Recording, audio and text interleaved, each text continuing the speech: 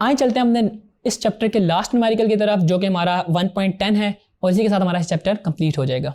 A chocolate wrapper is 6.7 centimeter long and 5.4 centimeter wide. Calculates its area up to reasonable number of significant figures. ठीक है, तो इसमें आपके पास length और width दे दिया, आपने एरिया निकालना है, जो कि आपको बहुत आसान है, आपको पता है इसका formula area is equal length into width होता है। लेंथ भी गिवन है, विड्थ भी गिवन है, इसको हम सॉल्व करते हैं।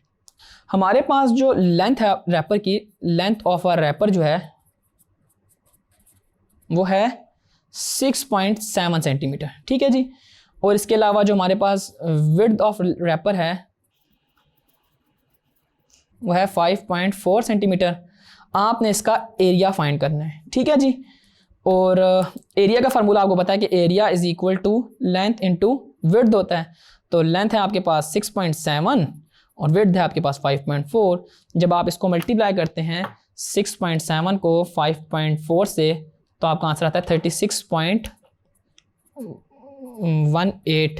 और सेंटीमीटर स्क्वायर हो जाएगा इसका यूनिट्स, क्योंकि सेंटीमीटर जब मल्टीप्लाई होगा सेंटीमीटर स्क्वायर। तो एरिया की यूनिट वैसे तो स्टैंडर्ड जो यूनिट है वो मीटर स्क्वायर है, मगर हमारे पास गिवन डाटा सेंटीमीटर में था, तो हम यहाँ पे एरिया की यूनिट सेंटीमीटर स्क्वायर यूज़ करेंगे।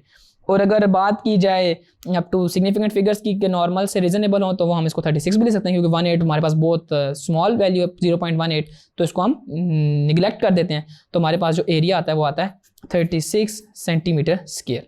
तो इसके अंदर हमारे पास 2 सिग्निफिकेंट फिगर्स हैं। तो यूँ आपने देखा कि हमने इस चैप्टर के जो इंपॉर्टेंट पार्ट था न्यूमेरिकल्स कंप्लीट कर लिए। हमारा इस चैप्टर के जितने भी कॉन्सेप्चुअल वीडियोज़ हैं वो ही हमने एक्सरसाइज को देखा।